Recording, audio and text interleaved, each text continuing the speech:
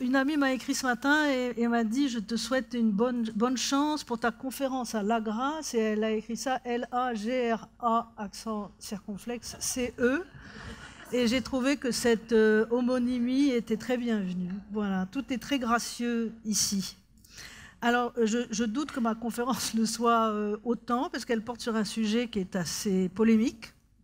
Mais bien entendu, je serai très heureuse de poursuivre la conversation, si vous le souhaitez, après, puisqu'il n'y a pas de séance de questions tout de suite qui suit. Alors, le titre de cette conférence, c'est « De quoi hier sera-t-il fait ?» Je vais juste vous raconter en 2 minutes où j'ai piqué cette phrase, parce qu'elle n'est pas de moi. Récemment, j'ai écouté une émission sur France Culture qui était très passionnante sur Darwin. Et était invité à cette émission un homme qui s'appelle Jean-Claude Amessen, qui est médecin, biologiste, président d'honneur du comité consultatif d'éthique, et qui, accessoirement, est aussi un spécialiste un peu amateur de Darwin. Et il racontait dans cette émission qu'un jour, il avait fait une conférence où il expliquait que la découverte de Darwin sur l'origine des espèces avait été une des très rares, sinon la seule découverte en biologie à avoir une influence sur sur d'autres sciences et en particulier sur l'astrophysique. Parce que les astrophysiciens, à partir de ce moment-là, se sont mis à réfléchir autrement sur l'origine du monde, tout simplement. Donc c'était vraiment un exemple comme quoi une découverte au présent pouvait nous faire réviser le passé. Voilà. Donc à la fin de cette conférence, Jean-Claude Amessen voit quelqu'un arriver vers lui, il dit que c'est un historien, et il ne dit pas son nom, enfin un historien, bon, très bien. Et l'historien vient le voir et un peu ironiquement lui dit « Vous savez, dans ma partie aussi, donc l'histoire, qui se trouve accessoirement la mienne, dans ma partie aussi, on ne sait pas de quoi hier sera fait. » Et j'ai trouvé cette phrase très poétique, d'abord très jolie. Patrick, que j'aurais dû consulter, parce qu'on doit toujours consulter Patrick avant et pas après, me dit qu'en fait, c'était une sorte de plaisanterie des historiens soviétiques qui s'y connaissaient assez bien dans le révisionnisme. Et donc, voilà, le passé. Alors, c'est une autre façon de dire ce que Christine Ross, la grande historienne américaine de la Commune, entre autres, dit, et d'ailleurs, je le cite dans ma conclusion, le passé est très imprévisible. Voilà. Donc, maintenant, je vais commencer à lire. À chaque polémique autour de la cancel culture, et elles n'ont pas manqué ces derniers temps, une tempête se déchaîne dans la presse et sur les réseaux sociaux. C'est la marque de la cancel culture, dictature des minorités selon certains, ou fascisme d'extrême gauche selon Donald Trump, son plus féroce ennemi, de s'attirer les foudres d'une majorité indignée qui dénonce, je cite, des falsifications racialistes et une volonté de réécrire l'histoire à coup d'anachronisme et de jugements moralisants. Ces critiques précèdent en général toute conversation sur le sujet et la rendent de facto à peu près impossible. Vous en avez déjà fait certainement l'expérience. Quand on entend le mot « cancel culture », chacun sort son revolver pour paraphraser une citation célèbre. En France, en particulier, la cancel culture est aussitôt associée à la censure, à la fin de la liberté d'expression ou, bien pire, à l'américanisation de la société française. Le fait de préserver l'expression en anglais dit assez la nécessité de rappeler l'origine anglo-saxonne, c'est-à-dire exogène, puritaine, moraliste, etc., du nouvel épouvantail. Menacé hier par le politically correct et le redoutable gender, voilà donc la France désormais soumise au péril de la cancel culture. Récemment interrogée sur la question, la très francophile Jodie Foster répondait à Télérama, et là je remercie Dominique de m'avoir envoyé cette citation très importante. « J'ai l'impression que cela obsède beaucoup les Français, dit-elle avec un point d'exclamation. Je leur suggère d'être prudents sur le sujet, car chez nous, on voit bien que l'indignation devant la cancel culture tourne au pire conservatisme, à la droite de la droite. Pour moi, cette pratique vise à réparer des injustices flagrantes a posteriori. Elle peut donc être utile. Réparer des injustices flagrantes a posteriori. Difficile de mieux ramasser les enjeux qui font polémique. Ils sont condensés dans chaque mot de cette proposition. Tout le monde, en effet, n'éprouve pas la nécessité de réparer. Pourquoi? Comment? A fortiori des injustices jugées flagrantes, selon quels critères? Considérées par certains comme des aléas ou même le fatum de l'histoire, qui plus est a posteriori, ouvrant la voie à l'exercice d'un tribunal rétrospectif et donc inique. Si la cancel culture n'est pas exempte de dérives et de travers, les tollés qu'elle soulève dans l'Hexagone, suspects à force d'être systématiques, brouillent les enjeux jusqu'à enterrer le débat de fond. Et c'est pour essayer de comprendre la problématique essentielle derrière les vociférations, les jugements a priori et les pétitions de principe que j'ai écrit ce texte. Car à rebours des réactions scandalisées, à chaque fois que la cancel culture s'est manifestée quelque part, j'ai personnellement appris quelque chose, ce qui peut tout simplement n'être que la marque de ma grande ignorance, je vous l'accorde. Commençons par en donner une définition simple en prenant soin de distinguer l'expression en elle-même et la réalité qu'elle recouvre. La cancel culture, ou littéralement culture de l'annulation, est essentiellement un terme polémique, péjoratif, et là je cite quelqu'un qui s'appelle André Günther, une expression de la droite américaine adoptée par les néoconservateurs français pour mieux disqualifier les interpellations progressistes. Elle désigne, fin de citation, elle désigne un ensemble de réclamations issues de la gauche radicale américaine, exigeant un changement concret de pratique dans la société, accusée de perpétuer une culture raciste, sexiste, ignorante des populations opprimées.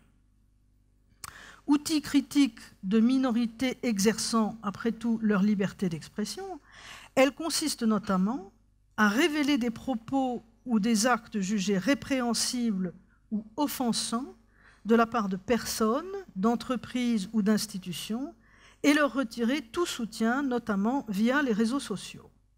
La cancel culture est donc avant tout un mode d'expression et de protestation composé de discours et d'actions concertées relevant de droits politiques. Manifester, boycotter, dénoncer, lancer des alertes, c'est le fameux whistleblowing américain, on dit les lanceurs d'alerte, en français c'est traduit comme ça. Black Lives Matter, fondé en 2013, ou MeToo, lancé en 2017, sont parmi les mouvements qui empruntent à la cancel culture pour dénoncer des situations iniques, exiger des institutions qu'elles prennent leurs responsabilités en cessant d'honorer des personnalités accusées d'actes racistes ou d'agressions sexuelles.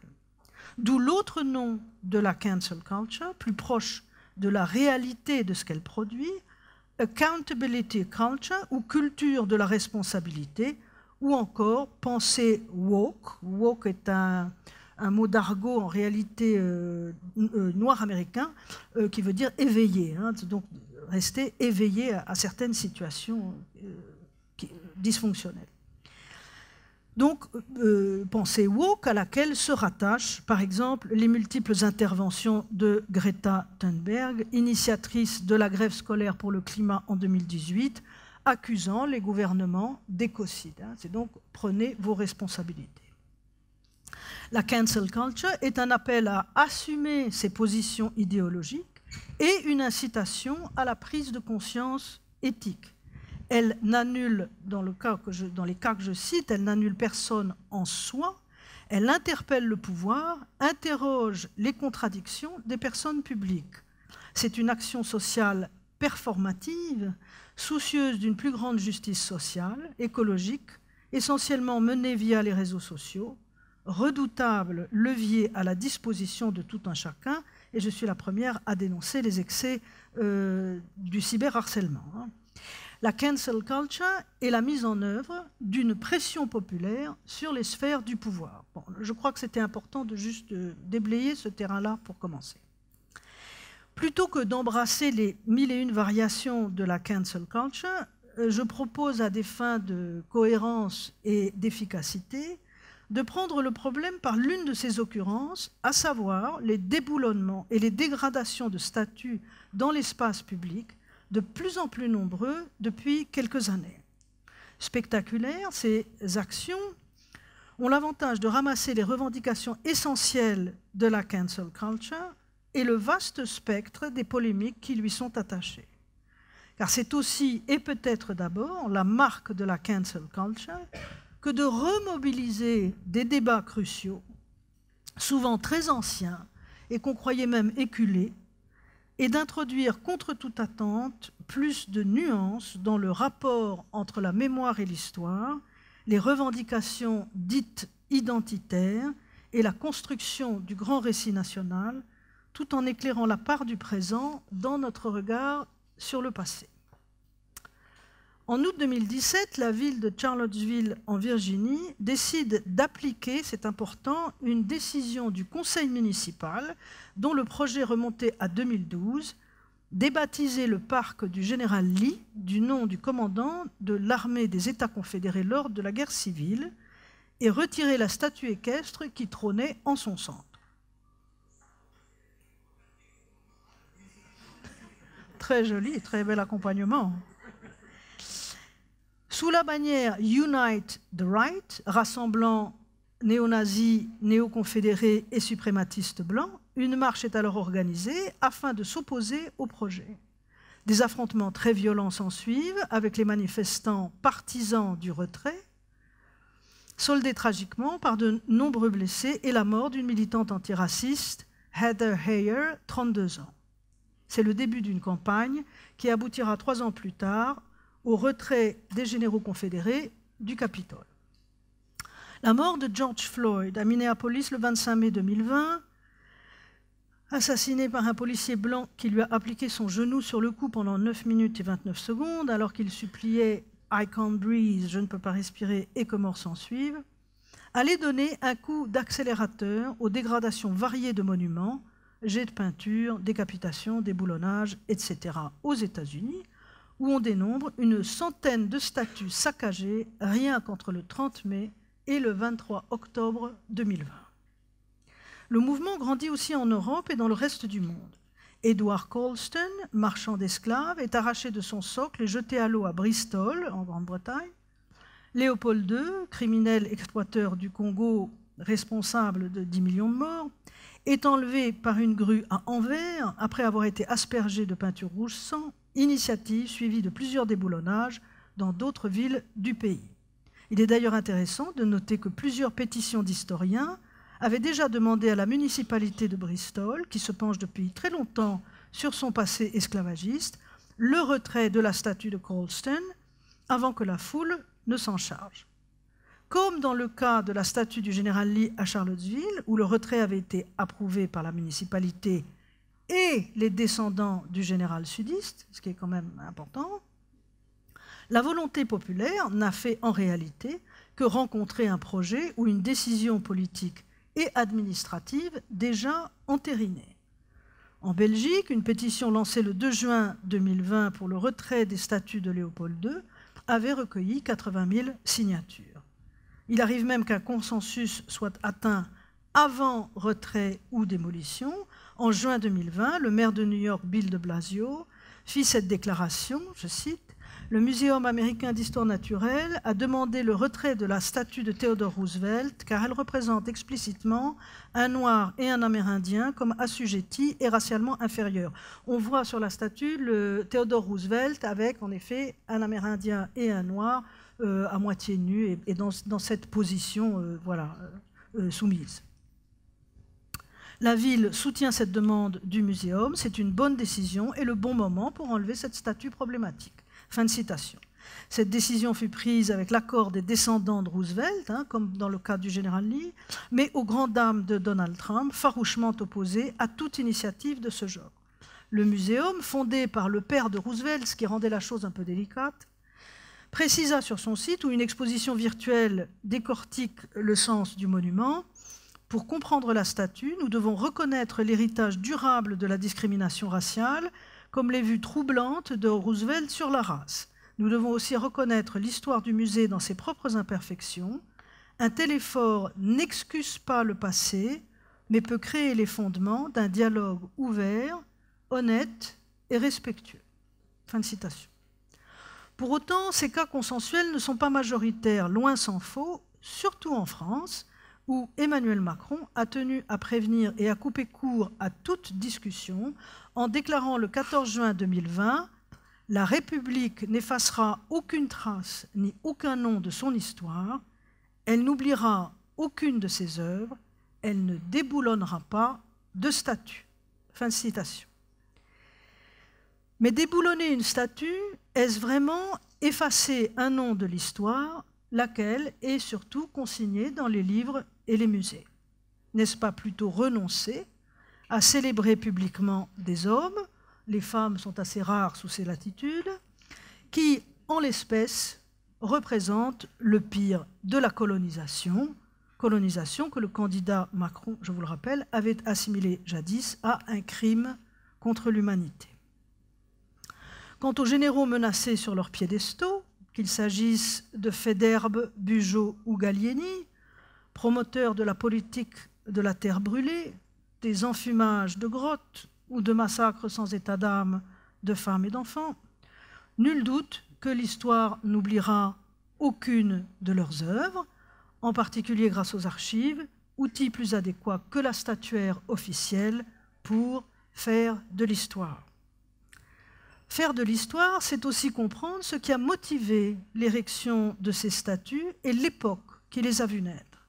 Il n'est pas anodin, par exemple, de considérer que la plupart des monuments confédérés, je rappelle que les monuments confédérés, ce sont les monuments sudistes pendant la guerre de sécession, qui étaient en faveur du maintien de l'esclavage contre le Nord, qui était guidé par Lincoln, qui était le président, et qui voulait sauver l'Union.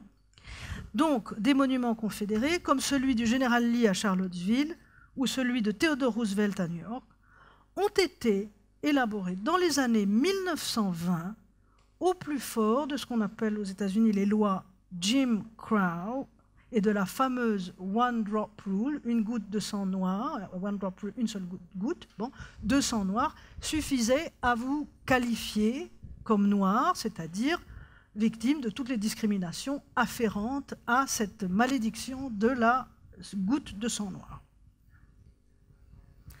À une époque où les lynchages, comme vous savez, étaient légion. Et je tiens, donc c'est à ce moment-là que ces statues ont été construites, donc des statues qui représentent des hommes de 1860 ou 80 ont été érigées dans les années 1920, à l'époque où le racisme était encore institutionnalisé. Et je tiens pour très révélateur que le premier déboulonnage de statues après la mort de George Floyd, je l'ai découvert en faisant ce texte, le 31 mai 2020, fut celle de Charles Lynn, qui ne vous dira rien et à moi non plus, suédois ayant fait fortune aux États-Unis et officier de la marine confédérée, dont l'effigie avait été élevée en 2013 à Birmingham, Alabama, bastion sudiste. En 2013 donc, année de la fondation de Black Lives Matter, à la suite, je vous le rappelle, de l'acquittement de l'assassin de Trayvon Martin, cet adolescent noir désormais abattu de sang-froid, on élevait de sang-froid une statue à un homme d'affaires, fervent promoteur de l'esclavage, qui tenait les sudistes pour des victimes d'un gouvernement despotique dirigé par Lincoln.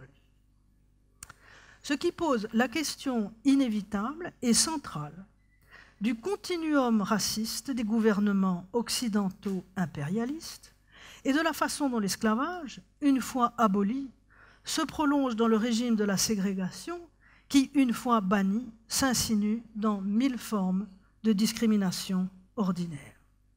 L'acquittement à répétition des policiers responsables des meurtres racistes a porté à son comble l'exaspération d'une jeunesse qui se tourne vers le passé et les études postcoloniales pour comprendre la persistance d'une idéologie criminelle toujours célébrée dans l'espace public. En s'en prenant aux symboles superlatifs que sont les statues des supposés grands hommes, les militants n'éradiquent pas tant l'histoire qu'ils attirent au contraire l'attention du public sur les leçons que les gouvernants, par choix idéologiques, n'ont pas nécessairement tirées des événements du passé. Qui verrait sans sourciller une statue de Pétain sur une place de Paris?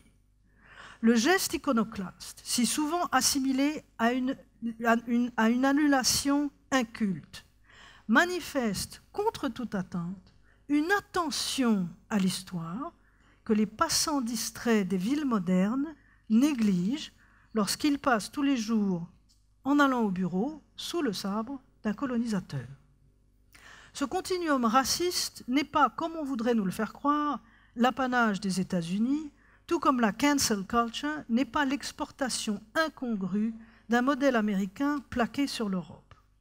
C'est ici l'occasion de rappeler une évidence. Le déboulonnage de statues ou la dégradation de monuments publics dont on accuse la cancel culture, comme si elle les avait inventés, se rattache à une tradition très ancienne, celle du vandalisme, terme forgé à partir des Vandales qui avaient mis Rome à sac en 455. Dans les statuts de la Discorde, publiés chez Humensis en 2021, seul livre pour l'heure et à ma connaissance consacré à ces récentes dégradations, l'historienne Jacqueline Lalouette rappelle que par le décret du 14 août 1792, l'Assemblée législative ordonna la destruction des statues des rois, bas-reliefs et autres monuments en bronze, au motif, je cite, que les principes sacrés de la liberté et de l'égalité ne permettent point de laisser plus longtemps sous les yeux du peuple françois les monuments élevés à l'orgueil, aux préjugés et à la tyrannie. Fin de citation. Il est ainsi utile de rappeler que c'est l'État qui, le premier, annule ou détruit, comme le rappelait déjà Victor Hugo dans son fameux pamphlet « Guerre aux démolisseurs ». L'histoire se fait, ou plutôt s'incarne, par représentation, en érigeant des monuments tout autant qu'en les faisant tomber.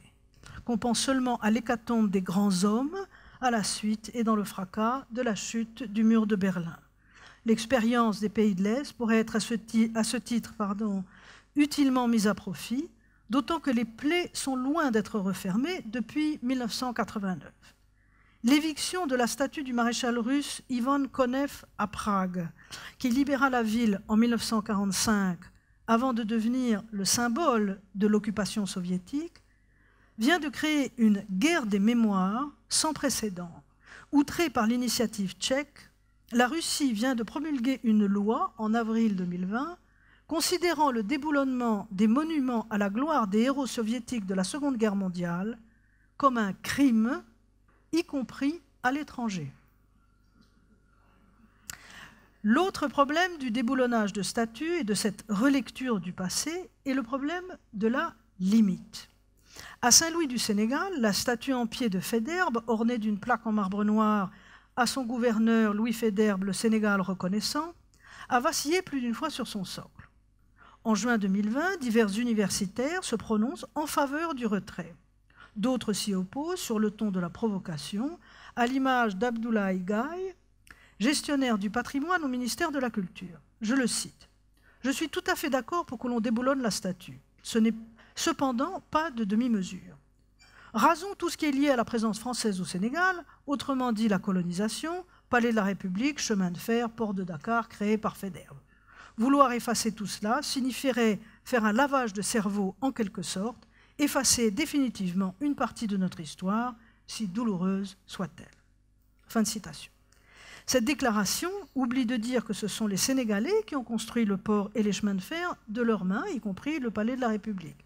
Elle semble par ailleurs reprendre à son compte le si controversé rôle positif de la colonisation que l'Assemblée voulait il y a quelques années faire reconnaître dans les manuels. D'autres exemples plongent dans l'embarras. Que faire de Jules Ferry, dont le nom orne tant de lycées en France? garder le père de l'école publique laïque gratuite et obligatoire et jeter le promoteur de l'expansion coloniale? Pourquoi cibler seulement les militaires et pas les politiques? Pourquoi Colbert, initiateur au nom du roi du Code noir, mais qui ne l'a ni rédigé ni signé pour la bonne raison qu'il est mort entre-temps, et pas Louis XIV? Que faire des noms de rues? Faudrait-il créer des commissions pour évaluer la pertinence de certains retraits ou adjoindre des panneaux explicatifs à chaque statut problématique? Qu'en faire par la suite? Les mettre au musée? Dans quel but? Les supprimer? Ne serait-ce pas faire œuvre de censure, que Bernard Noël, paix à son âme, orthographié censure avec un S au début, pour souligner la privation de sens, et surtout priver les opprimés du symbole et de la mémoire de leur oppression? Doit-on s'inspirer du Muséum Parc des Arts à Moscou, où ont été rassemblés les vestiges de l'ère soviétique, mis en scène de façon à ce que les bourreaux soient toujours confrontés à leurs crimes, tel Staline, placé devant le mur des victimes du totalitarisme? C'est peut-être ici que la réflexion doit porter. Quel est le sens de la monumentalité aujourd'hui et de la monumentalité personnifiée? Qu'implique-t-elle en termes de hiérarchie, d'échelle et de culte? Quand l'histoire s'est débarrassée depuis belle lurette de la figure du héros, qu'elle a envisagé les classes, les groupes, les genres, les paysages, le climat, la culture, les mentalités, l'ego ou la micro-histoire, qu'elle s'est faite globale, n'est-il pas temps de traduire dans l'espace public les nouvelles préoccupations historiennes et historiques? Plutôt que d'en rester au culte du grand homme, à la figuration obligatoire de l'homme blanc triomphant, aborder le XXIe siècle avec davantage d'imagination. C'est un mot qui en ce moment m'obsède absolument. Et l'autre mot qui m'obsède est, ce faisant, de renouer un tant soit peu avec le sens de la dialectique. Dans un article sur les responsabilités de l'histoire publié en 1951, Fernand Braudel, déplorant, je cite, « une histoire arbitrairement réduite au rôle des héros quintessentiels », demandait « un nouveau monde, pourquoi pas une nouvelle histoire ?» Cette vaste question, la Révolution française, désireuse de hâter un nouveau monde, y avait en quelque sorte répondu en son temps par une invention grandiose, le Muséum central des arts, au Louvre en 1793, auquel devait s'adjoindre 2 ans plus tard celui des monuments français. Le vandalisme d'État, les pillages, la saisie des collections royales, des biens du clergé ou des émigrés, se voyait désormais transfiguré par l'institutionnalisation du musée qui trouvait sa définition moderne de collection d'œuvres exposées au public, sauvant du même coup la mémoire nationale menacée d'engloutissement. Une question découle infailliblement de l'actuelle vague iconoclaste. Quelle serait la proposition à imaginer, et c'est une question ouverte, équivalente dans sa radicalité au musée révolutionnaire, mais qui soit propre au XXIe siècle et à un monde globalisé pour répondre à l'inquiétude et aux revendications grandissantes. À en juger par les diverses initiatives engagées jusqu'à maintenant, la réponse reste encore à trouver.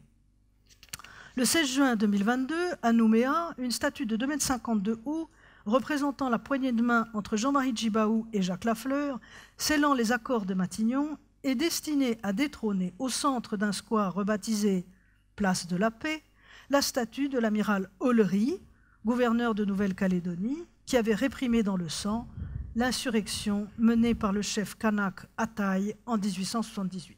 Louise Michel, qui était, comme vous savez, prisonnière en Nouvelle-Calédonie, parle de cette insurrection très importante.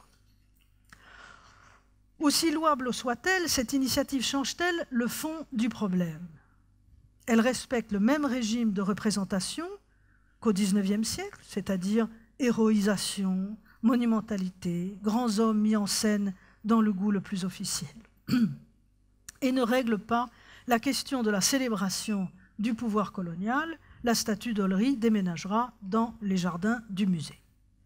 La logique du remplacement ou du chassé-croisé en général, des colons par les pacifistes, des blancs par les noirs, des hommes par les femmes, etc., mérite, dans sa naïveté, d'être interrogée au même titre que l'hommage à des individus singuliers dont la biographie comprend fatalement des zones d'ombre.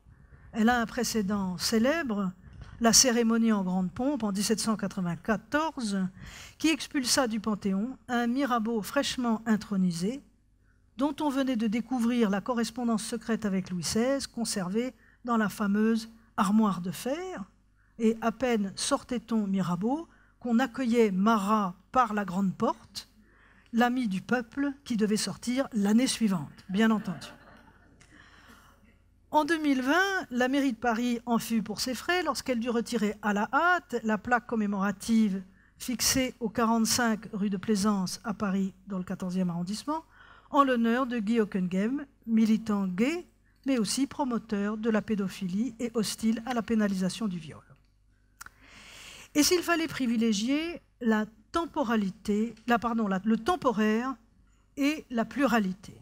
À Trafalgar Square, à Londres, il existe un quatrième socle, comme on parle de quatrième colonne, j'imagine, fourth plinth en anglais, élevé pour une commande, qui était la statue de Guillaume IV, et qui ne fut jamais honorée. C'est le seul piédestal vacant sur les 4 qui ornent la place, dont 3 sont dûment surmontés de personnages officiels, le roi George IV et 2 généraux liés justement à l'histoire coloniale britannique. Pendant 150 ans, le destin du socle dégarni fut âprement débattu. Depuis 1998, il accueille par roulement des œuvres d'art contemporain temporaires. Cette idée s'accompagne d'un programme on ne peut plus démocratique qui incite la population à voter pour l'œuvre adéquate, vouée à rester 2 ans sur le dit promontoire. The Fourth Plinth accueillera donc en 2022 Antelope, œuvre réalisée par l'artiste Samson Dambalou, originaire du Malawi et basé à Oxford. Elle représente 2 hommes, l'un surdimensionné, le pasteur John Chilembwe, coiffé d'un chapeau qui, à l'époque, le chapeau était interdit aux Africains, à l'origine d'un soulèvement raté en 1915 contre le régime colonial britannique au Malawi, et l'autre, le missionnaire John Chorley, la différence de taille, alors qui est tout petit, la différence de taille visant à corriger visuellement et symboliquement la dissymétrie à l'œuvre dans la colonisation. En 2024, elle cédera sa place à 850 improntas de Teresa Margoles, artiste mexicaine qui a moulé le visage de 850 personnes transgenres empilées à la façon des Tzompantli, monuments accumulant le crâne des prisonniers ou de victimes de sacrifices en Mésoamérique. Certaines artistes n'ont pas attendu la récente série de dégradations pour réfléchir au rapport du vandalisme avec le passé colonial. Laura Tsenguyuma, par exemple, a réalisé en 2018 une statue en glaçon, de Léopold II qui a fondu lors de la Nuit Blanche à Bruxelles, façon de mettre en œuvre le démantèlement de la colonialité, mais aussi de la monumentalité, de préférer l'éphémère au pérenne et la glace à l'étain ou au cuivre, hier prélevé au Congo pour ériger les statues à la gloire de l'oppresseur. Ce travail s'inscrit dans le même esprit que les performances d'Ada Pinkston, organisées sur les socles, débarrassés de leur statut officiel et en attente de destination, élaborant ainsi ce qu'elle appelle une contre-mémoire. D'autres propositions plus ou moins fantaisistes ont vu le jour. Végétaliser fait d'herbe pour en faire un fait d'herbe. Sortir Colston de l'eau à Bristol et le rétablir sur son piédestal, comme le propose l'artiste Banksy, lui mettre la corde autour du cou et lui adjoindre un groupe de manifestants en bronze grandeur nature en train de tirer dessus pour le faire tomber. Conclusion, tout le monde est content, une journée célèbre commémorée. Françoise Vergès, souvent interrogée sur le destin des statues déboulonnées et leur éventuel remplacement, suggère une solution écologique. Pourquoi pas un arbre, propose-t-elle. Ces questions sont d'autant plus vivaces qu'un clivage est en train de se creuser. De plus en plus de statues sont contestées à travers le monde, de plus en plus de musées sont pointés du doigt pour ne pas prendre suffisamment en compte l'horreur coloniale à l'origine de la richesse patrimoniale de bien des collections. Du musée d'Orsay interrogeant le modèle noir de Jericho à Matisse en 2019, au Rijksmuseum d'Amsterdam explorant pour la première fois le passé esclavagiste des Pays-Bas, exposition qui se termine dans 15 jours, il n'est plus une seule institution culturelle qui puisse faire l'économie d'une relecture ou d'un reparcours politique de son histoire. Ce résultat doit être porté en partie, et ne serait-ce que par répercussion, au crédit de la décidément mal nommée cancel culture. Or, tout indique que ce mouvement n'est qu'à son commencement. Si les colonialistes de caricature sont de moins en moins tolérés dans l'espace public, phénomène de plus en plus pris par les États, un certain nombre de personnalités jusqu'ici épargnées suscitent désormais elles aussi la controverse. Que dire de ces exemples borderline, voire contre-intuitifs, qui se multiplient? Sont-ils la marque des excès de la cancel culture, prise dans une forme de surenchère critique, ou l'aboutissement logique d'une réévaluation historique inéluctable? Je prendrai 3 exemples. Premier exemple, le 22 mai 2020, soit 3 jours avant la mort de George Floyd, les militants d'un collectif se revendiquant anti-Béquet et anti-héritage colonial renversent 2 statues de Victor Schœlcher en Martinique. Dans les jours qui suivent, 2 bustes de Schœlcher sont vandalisés en Guadeloupe. Le 18 juillet, c'est au tour de Cayenne, en Guyane, de pratiquer la même opération en maculant au préalable la statue de peinture rouge sang. Schœlcher, pour moi, et je suppose pour beaucoup de gens, c'était l'homme de l'abolition de l'esclavage en France, et ça le reste, si bien que j'avais du mal à comprendre ce geste. Quelles étaient les revendications des manifestants? Pendant très longtemps, Schœlcher, représentant de la Martinique, député de la Guadeloupe, sénateur inamovible de la Martinique, a bénéficié d'une image très positive dans les Antilles. À Victor Schœlcher, défenseur de la race noire, ou la race noire reconnaissante, disent bien des monuments en Guadeloupe. Il a été loué, sans ambiguïté, par Gaston Monnerville, Léopold Sédar Senghor et Aimé Césaire. Ce dernier avait toutefois rappelé en 1948, lors du centenaire de l'abolition de l'esclavage, le rôle joué par la révolte des esclaves en Martinique le 22 mai 1848. Ce soulèvement spontané, né après l'annonce d'une abolition imminente et dans la défiance des esclaves vis-à-vis des Blancs à honorer leurs promesses, avait fait gagner 70 jours aux Martiniquais sur le calendrier officiel de l'abolition. Schœlcher n'est pas notre sauveur, disent en substance les manifestants de la Martinique, où l'anti-schœlcherisme remonte à loin et se confond avec la volonté indépendantiste. Considéré comme un bourgeois carriériste et avide d'argent, Schœlcher, loin d'être le dieu paternaliste des statues, représente le pouvoir blanc impérialiste. On isole des extraits de ses discours ou de ses articles, où les Noirs sont décrits comme des brutes, mais qui, comme toujours sortis de leur contexte, ne font pas sens, surtout si l'on coupe les passages où il accuse les maîtres de déshumaniser les esclaves. L'ennemi n'est pas Victor Schœlcher, mais le schœlcherisme, écrit Patrick Chamoiseau sur Twitter. Face à l'esclavage de nos pays, Schœlcher a sauvé l'honneur de la France contre la France elle-même par l'intransigeance de ses luttes. La récupération politicienne de son combat par l'idéologie assimilationniste, le schœlcherisme, visera à occulter la résistance incessante des esclaves et à magnifier une France abolitionniste généreuse. Il faut défaire le schœlcherisme, mais respecter Victor Schœlcher. Comme la propagande schœlchérienne a annulé en l'invisibilisant la capacité d'émancipation des Noirs, les militants actuels voudraient, dans une forme de rétorsion en miroir, annuler Schœlcher afin de faire placer droit à l'action des esclaves et leur rendre l'honneur, la dignité d'avoir pris leur destin en main. Ces militants sont les mêmes que l'on retrouve dans les manifestations réclamant justice dans les procès contre l'usage de la chlordécone.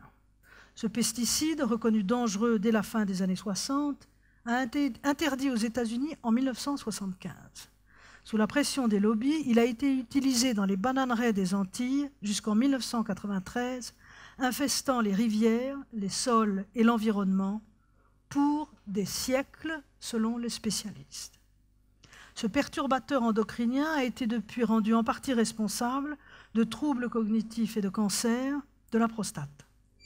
En 2013-2014, une étude a montré que 95% des Martiniquais et 93% des Guadeloupéens avaient de la chlordécone dans le sang. En 2018, une autre étude a montré que les taux de cancer de la prostate les plus élevés au monde se situaient en Martinique et en Guadeloupe. Le dossier, porté devant la justice en 2006, laisse craindre un non-lieu pour prescription. Ce scandale s'inscrit dans le continuum colonial et raciste que ne cessent de dénoncer les manifestants, pour qui la France, même abolitionniste, demeure un poison au sens propre comme au sens figuré. Deuxième exemple, le 18 juin 2020, la statue de Winston Churchill à Parliament Square, Westminster, était taguée par Black Lives Matter d'un Churchill barré « was a racist », après quoi le gouvernement décida de protéger la statue, qui fut aussitôt retaguée le 11 septembre suivant, cette fois Churchill is a racist au présent. Pour moi, et je suppose pour beaucoup de gens, Churchill était et reste le libérateur de l'Europe. Il n'en reste pas moins que les historiens ont révélé sa responsabilité assumée dans la famine du Bengale en 1943, qui aurait fait entre 2 et 4 millions de morts, et qu'il a multiplié au cours de sa carrière un nombre incalculable de déclarations racistes, depuis, je cite, « Je hais les Indiens, cette population bestiale à la religion bestiale », fin de citation, à l'exaltation de, je cite, « la race blanche supérieure, justifiée dans son extermination des Amérindiens aux États-Unis et des Aborigènes en Australie, au motif qu'elle était, je cite, plus forte, de plus grande qualité et plus sage. » Comme dit l'un des auteurs de ce livre qui s'appelle « Les mythes de Churchill », publié à Oxford University Press en 2020, donc un livre a priori sérieux, Churchill est souvent le sujet d'allégations fausses ou exagérées, mais en vérité, il a dit suffisamment d'horreur pour qu'il n'y ait pas besoin d'en inventer davantage. Troisième et dernier exemple, le 11 octobre 2020, un groupe de protestataires renversait la statue d'Abraham Lincoln à Portland, Oregon, signant leur geste d'un spray de couleur rouge sur le socle, Dakota 38. Cette action faisait partie d'une manifestation plus large, baptisée Indigenous Peoples' Day of Rage Against Colonialism, jour de colère des indigènes contre le colonialisme, organisée la veille de Columbus Day, célébrant le débarquement de Christophe Colomb aux Amériques le 12 octobre 1492. Pour moi, et je suppose pour beaucoup de gens, Lincoln était et reste celui par qui l'abolition de l'esclavage est advenue. C'est le fameux 13e amendement de la Constitution des États-Unis. Dakota 38, ai-je alors appris, est une référence à l'exécution ordonnée par Lincoln de 38 Amérindiens Sioux du Dakota le 26 décembre 1862, en pleine guerre civile, donc, ce qui en fait la plus importante exécution de masse dans l'histoire des États-Unis, ce que n'ont pas manqué de rappeler les réseaux sociaux. Cet épisode peu connu du grand public, et même du grand public cultivé américain, j'ai vérifié auprès de mes collègues en histoire, c'est vous dire, a en revanche été étudié en détail par les spécialistes comme un cas, je cite, d'injustice militaire. Les Dakota, engagés dans une guerre avec les États-Unis, n'auraient dû être jugés que par une cour martiale que s'ils avaient violé les lois de la guerre, ce qui n'était pas le cas. Ils comparurent néanmoins devant les militaires qui condamnèrent 303 d'entre eux à la peine capitale. Que Lincoln ait personnellement ramené à 38 le nombre d'exécutions n'enlève rien à l'iniquité du traitement d'origine, le seul de cet acabit. Les Amérindiens ne sont pas les seuls à contester l'héritage de Lincoln. Le grand émancipateur, comme on l'appelle aux États-Unis, est aussi la cible des Noirs qui font valoir que l'abolition de l'esclavage n'entrait pas dans l'idéologie d'un président dont il serait temps de déconstruire le mythe. En témoigne cette citation célèbre datée de 1862, citation donc de Lincoln que je vous donne. « Mon objectif essentiel dans ce conflit est de sauver l'Union et n'est pas, les mots sont soulignés, hein, n'est pas de sauver ou de détruire l'esclavage. Si je pouvais sauver l'Union sans libérer aucun esclave, je le ferais, et si je le pouvais en les libérant tous, je le ferais. Et si je le pouvais en libérant quelques-uns sans toucher au sort des autres, je ferais cela également. » Fin de citation. Une preuve, selon les militants, que Black Lives don't matter. C'est tout le problème de la raison d'État, de l'intérêt supérieur de la nation, et dont la façon dont l'histoire se fait, contre, malgré et au-delà des impératifs moraux, y compris au bénéfice de ces derniers. Ce qu'une statue ne peut jamais faire, c'est rendre intelligible l'ambiguïté et les contradictions d'un temps donné. Toutes les statues évoquées ici, et je vais bientôt terminer, relèvent de l'art officiel, c'est-à-dire d'idéologie et de propagande. Elles ont tout un autre point commun. Leur dégradation, phénomène global, répondrait à la persistance d'une posture coloniale dans le monde contemporain, à l'endurance du suprématisme blanc et à l'augmentation des violences policières dont on pourrait se demander si elles ne matérialisent pas, elles, la véritable américanisation des sociétés étrangères. Posons cette hypothèse. Et si la cancel culture n'était que l'avatar logique, inévitable, d'une démocratie à bout de souffle, dite désormais illibérale? L'enfant illégitime de la pensée occidentale et du capitalisme débridé, dans une société supposément universaliste, aveugle à ses impensés et incapable de reconnaître les crimes et les conséquences sans nombre de l'esclavage et de la colonisation. Enfant illégitime, c'est-à-dire hors institution, qu'une de ces drôleries pas si paradoxales de la langue française appelle aussi enfant naturel. N'allez pas chercher la violence de la cancel culture ailleurs que dans la brutalité du pouvoir. Là se loge le danger et là l'impasse. Car comme le rappelle la poétesse Audre Lorde, « The master's tools will never dismantle the master's house » les outils du maître ne démantèleront jamais la maison du maître.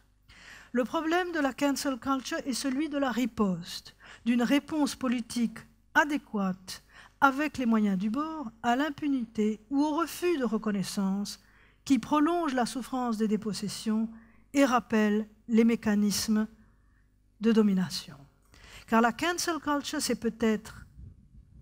c'est aussi et peut-être d'abord cela, un immense ras-le-bol d'une justice à deux vitesses, une immense fatigue de voir le racisme et le sexisme honorés à travers des statuts supposément inamovibles ou des artistes considérés au-dessus des lois, quand les Noirs se font tuer à bout portant par la police et les statistiques de viol et de féminicide ne cessaient d'augmenter. Les rapports établis entre l'histoire et l'actualité, les grands récits officiels et les drames du quotidien sont à la source de très nombreuses polémiques à juste titre. Tracer un continuum rectiligne entre le passé et le présent, la célébration des promoteurs de la colonisation et le racisme de la police, est-ce échafauder de toutes pièces une généalogie factice, abuser d'un lien de causalité par paresse intellectuelle, en bref, figer le temps et pécher par anhistorisme? Ou est-ce au contraire répondre par l'analyse vigilante des traumatismes et de leur conversion en symptômes au fameux aphorisme de George Santayana, « Ceux qui ne peuvent se souvenir du passé sont condamnés à le répéter ». Dans un entretien récent, l'historienne américaine Christine Ross faisait valoir une approche peut-être plus subtile. Je la cite, et ce sera presque ma phrase de conclusion, « Le passé n'est pas didactique, sa relation avec le présent n'est pas une relation pédagogique, elle n'est pas non plus stable ni fixe. Le passé est tout à fait imprévisible. » Fin de citation. Ce n'est pas le moindre mérite de la cancel culture d'alimenter ce débat afin de réimaginer de quoi hier et demain seront faits. Je vous remercie.